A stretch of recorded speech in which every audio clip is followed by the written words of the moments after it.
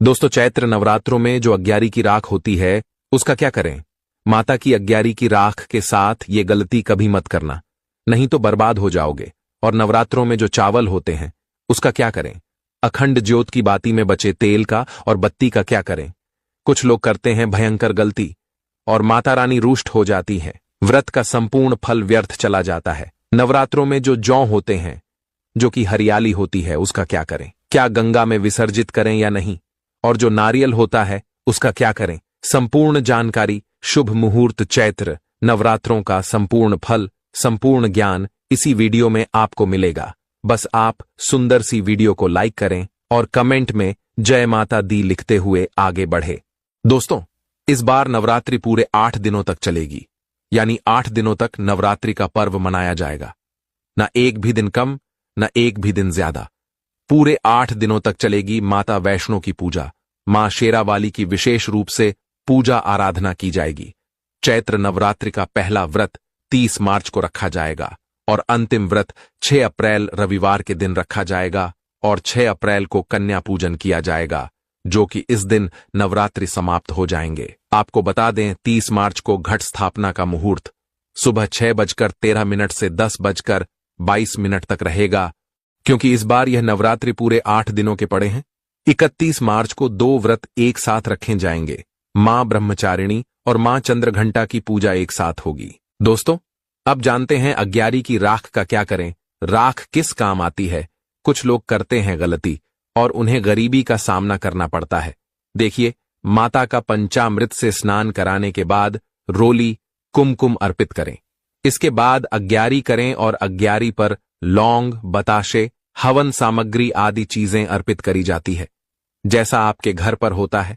नवरात्रों में अग्यारी के बिना पूजा पाठ अधूरा ही होता है। वह पूजा पूरी नहीं मानी जाती। तो शाम को अग्यारी होने के बाद जो उसमें राख बच जाती है उसे आप किसी थैली में रख लें, या जब तक नवरात्र चल रहे हैं तब तक उस राख को संभाल कर रखते रहे। अब नवरात्रि समाप्त होने के बाद या बीच में भी उस राख को बच्चों के माथे पर तिलक लगाते रहें। इससे उन्हें नजर दोष कभी नहीं लगेगा। जो घर का मुखिया है वह उसका तिलक लगाकर यदि बाहर जाता है तो कामयाबी उसके पीछे पीछे आती है। यह राख कोई मामूली नहीं होती, इसमें माता का आशीर्वाद होता है। समस्त देवी देवताओं की कृपा इसमें होती है। अत्यंत दुर्लभ और जागृत अवस्था में यह राख होती है। अग्यारी की राख बहुत ही महत्वपूर्ण और शुभ और मंगलकारी होती है। गंगा जल की तरह पवित्र मानी जाती है, जागृत होती है और जागृत चीज ही हमें कामयाब बनाती है। अति बलवान शीघ्र बुद्धि हमें बलवान बनाती है। यदि किसी को भूत लग गया हो, भूत आता हो, घर में लगे कि घर में कोई नकारात्मक ऊर्जा है, भूत प्रेत का वास है, तो घर के मेन द्वार पर काले कपड़े में अग्यारी की राख बांधकर लटकाने से दूर दूर तक भूत प्रेत घर में प्रवेश नहीं करता। इसे सुरक्षा कवच कहा जाता है। आपका घर, मकान, दुकान का गल्ला सुरक्षित हो जाता है। आप दुकान के गल्ले में भी यह राख काले कपड़े में बांधकर रख सकते हैं। यह सिद्ध राख होती है। 9 दिन तक यह अग्यारी की राख सिद्ध हो जाती है और सिद्ध चीज ही, सिद्ध वस्तु ही विजय प्राप्त कराती है। शरीर में, घर में, दुकान में, व्यापार में सकारात्मकता का संचार करती है। आप चाहें तो चांदी के ताबीज में, तांबे के ताबीज में, पीतल के ताबीज में या काले कपड़े का ताबीज आप बना लें। इसमें थोड़ी सी राख डालकर बच्चों को पहनाएं या बड़ों को पहनाएं है। इसे पहनने के बाद उनके अंदर जितनी भी नकारात्मकता होगी दूर भाग जाएगी। जो यह पहनेगा ताबीज उसके आसपास भी नहीं भटकेगी। गलत शक्ति।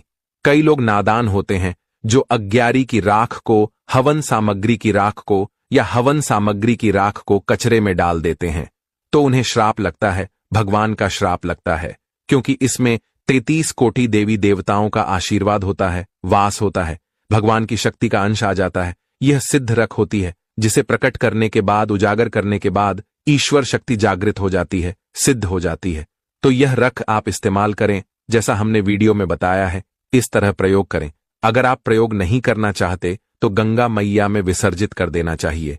बहुत ही शुभ और मंगलकारी माना जाता है। गंगा जल में विसर्जित कर दें, क्योंकि हवन सामग्री की राख को, अग्यारी की राख को जो व्यक्ति इस्तेमाल नहीं करता तो कोई बात नहीं, गंगा जल में भी विसर्जित किया जाता है। यदि आपको लगे आपका घर, मकान गलत दिशा में बना है घर में गतिविधि हो रही है, गलत परिणाम मिल रहे हैं, तो घर के चारों दिशाओं में चुटकी भर अग्यारी की राख, हवन सामग्री की राख घर के चारों कोनों में डाल दें, एक एक कोने में डाल दें।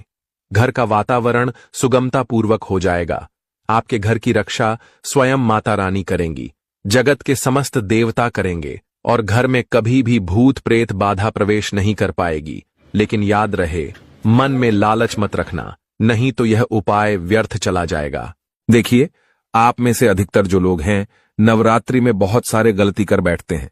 ऐसे गलती की 9 दिन तक आप माता रानी की खूब पूजा करते हैं।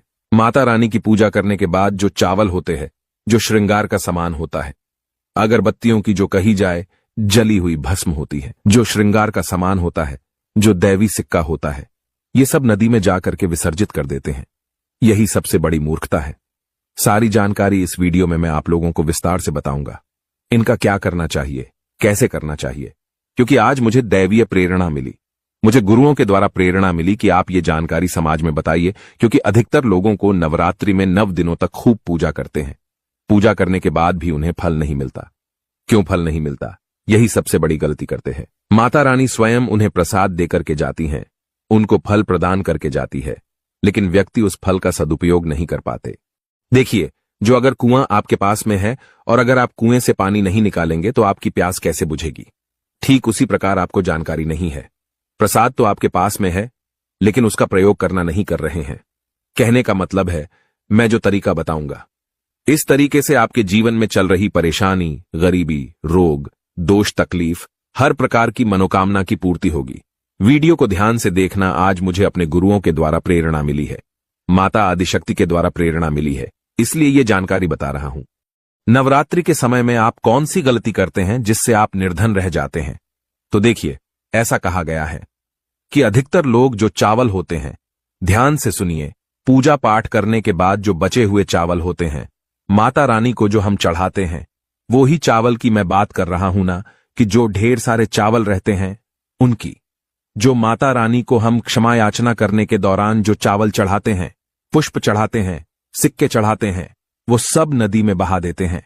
वहां आपने 9 दिनों तक माता रानी की पूजा की, माता रानी ने आपको प्रसाद स्वरूप चावल दिए, पुष्प दिए, सिक्के दिए, उसे आप नदी में बहा देते हैं। यही सबसे बड़ी मूर्खता है। आज मुझे गुरुओं के द्वारा प्रेरणा मिली है, इसलिए मैं आप लोगों को यह जानकारी बता रहा हूं। तो 9 दिन का फल आपने क्या किया? सीधे नदी में जाकर के बहा दिया। ऐसा नहीं करना चाहिए। जो चावल होते हैं, पिछली वाली वीडियो में भी मैं आप लोगों को नवरात्रि की जानकारी बता रहा था, उसमें भी बताया हूं जो नवरात्रि में जो बचे हुए माता रानी के चावल होते हैं, चढ़े हुए चावल होते हैं, इन चावलों को आप अपने अनभंडार में रखें। अनभंडार का मतलब जैसे कि आप अपने घर में जो चावल पका करके खाते हैं, उसमें डाल दीजिए, कुछ धन स्थान पे रख दीजिए। अब इसके बेनिफिट सुन लीजिए। और जो पुष्प रहते हैं, आप इसे धन स्थान में सुखा करके रखें, अपने पर्स में रखें। जो सिक्के होते हैं, इसे भी धन पेटी या पर्स में रखना चाहिए। अब इसके फायदे सुन लीजिए। जो चावल होते हैं, माता रानी को चढ़े हुए मंत्रों से सिद्ध होते हैं। माता रानी को चढ़े होने के कारण नवरात्रि में माता नवदुर्गा साक्षात 9 स्वरूप में विराजित रहती है। तो ये जो चावल होते हैं, जागृत अवस्था में हो जाते हैं। आप इस प्रकार के चावल को आप खाते हैं तो आपके शरीर में, क्योंकि 1 से 2 दाने आपको जो चावल पका रही हैं, उसमें आपकी गृहिणी को बोल देना है। घर में जो खाना बनाती है उन्हें बोल सकते हैं। माता बहनों को तो डाल करके नित्य आप इसे पकवाएं तो क्या होता है, आपके शरीर में इस चावल को खाने के बाद रोग दोष व्याधि किसी भी प्रकार की जो आपके शरीर में कष्ट है, शारीरिक पीड़ा है, मानसिक पीड़ा है, वो दूर हो जाती हैं और माता रानी की आपको कृपा प्राप्त होती है। माता रानी की कृपा से शरीर में एक ऐसी ऊर्जा उत्पन्न होती है जिस ऊर्जा से आप अपने आप को स्वस्थ महसूस करते हैं और आप जहां भी चले जाइए, जिस भी कार्य को करिए, वो कार्य आपका सफल होता है।